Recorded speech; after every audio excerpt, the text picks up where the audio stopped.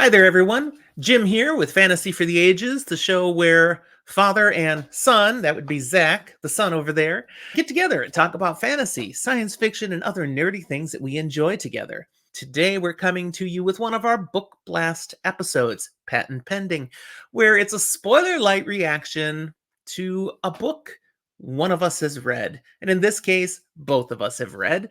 We're here to talk to you today about The Lost Metal, Brandon Sanderson's final book in Era 2 of Mistborn. If you haven't read this yet, this is just going to give you a taste. It's not going to ruin for you. And if you have read it, we'll be interested to see if you agree or disagree with our thoughts.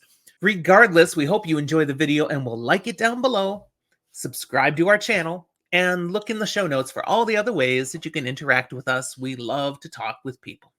Last time we talked about Mistborn, Zach. We left off with book 3, The Bands of Mourning, which was my favorite of Era 2 and your least favorite of Era 2. Not that you thought it was a bad book, but Correct. your least favorite. Then we roll into The Lost Metal, Yeah. which there was quite a bit of buzz waiting for this book to come about. Okay. Some people felt it really delivered. Some people were like, eh. What did you think of this book? This is my one that is just below the best in the series. It's not the best, but it gets a second. It's good. It has a lot of fun payoffs.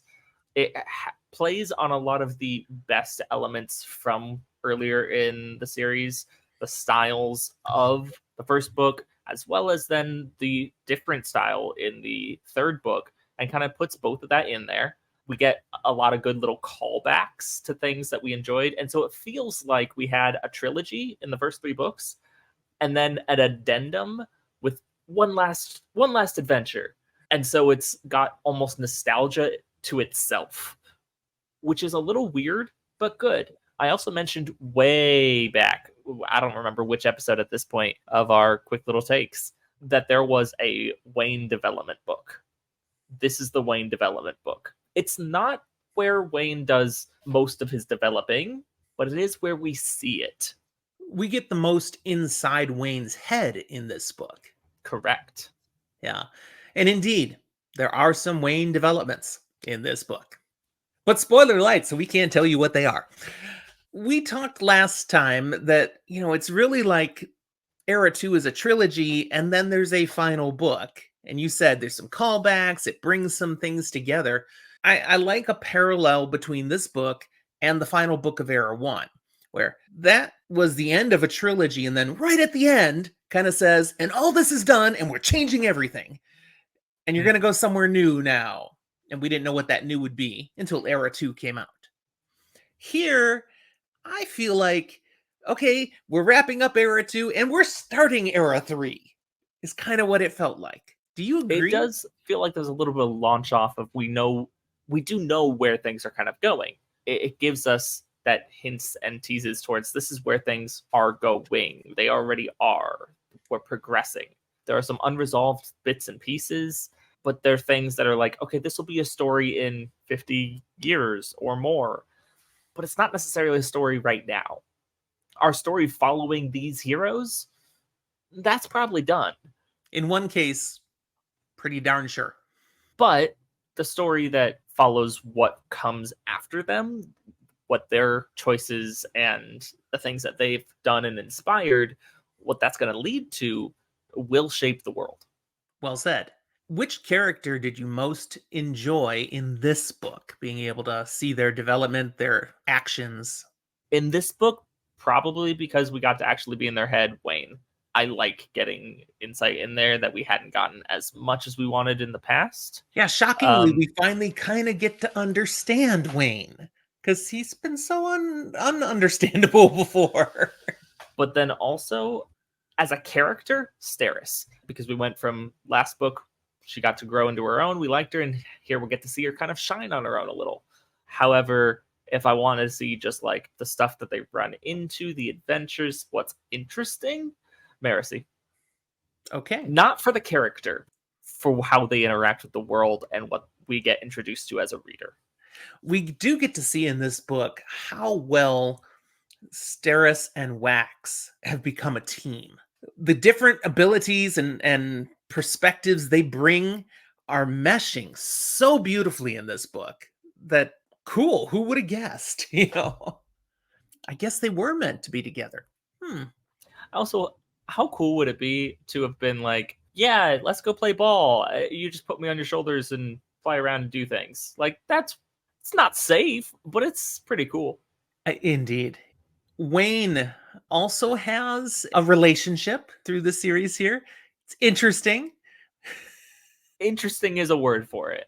And it's one of those things where there's such a disconnect between the impact of two characters, whether it's here in this world or in the overall Cosmere, even.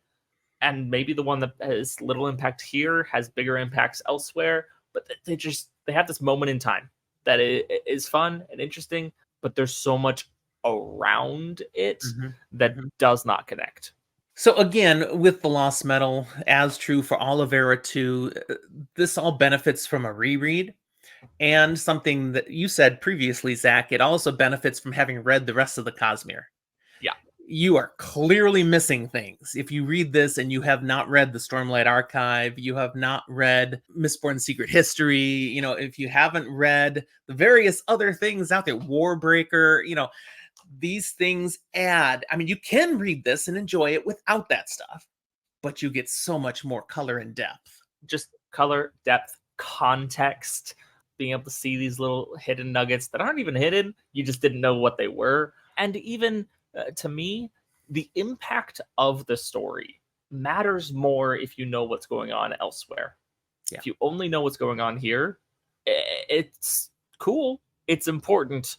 It's not as big. This is an aspect of Brandon Sanderson's writing that some people don't like. They're like, so I have to read all his stuff to truly appreciate it.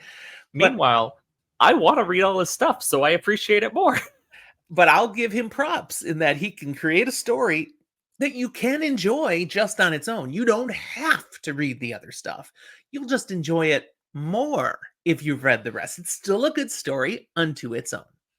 I think it's better than a lot of comics in that sense because it can have its own run and it matters in how it connects with the others. But you don't have to go read their issue in someone else's story just to be linear. So let me ask you the deep question. This is a good place to wrap then. In comics, they do that very on purpose, so you'll buy more comics. Is that Brandon Sanderson's plan too? Is he linking all this stuff to push people to buy more of his books? No. Like, to be completely blunt and honest about it, does he like that people buy his books? Yeah. Is he hurting for it in terms of needing to come up with a strategy to do it? Dude's got crazy Jack, man. The dude said, hey, I wrote 4 books and I'm going to release them, and launched the biggest Kickstarter of all time. He's doing fine. I agree with you. I think he's just weaving these all together because that's the story he wants to write. He's just having fun creating this whole massive thing, and we just get to go along for the ride if we want to. All right. He writes because he likes to write, and I'm lucky that I like to read what he writes. Yeah, he says he can't stop writing. He's kind of addicted. Cool, works for us. But if it doesn't work for you, that's okay. That's okay. And you're probably not watching this episode anyway. But that's where we'll leave you. Again, if you liked it, hit that like button, and we hope you're subscribing to our channel. Thanks for watching, everyone. We'll talk to you next time.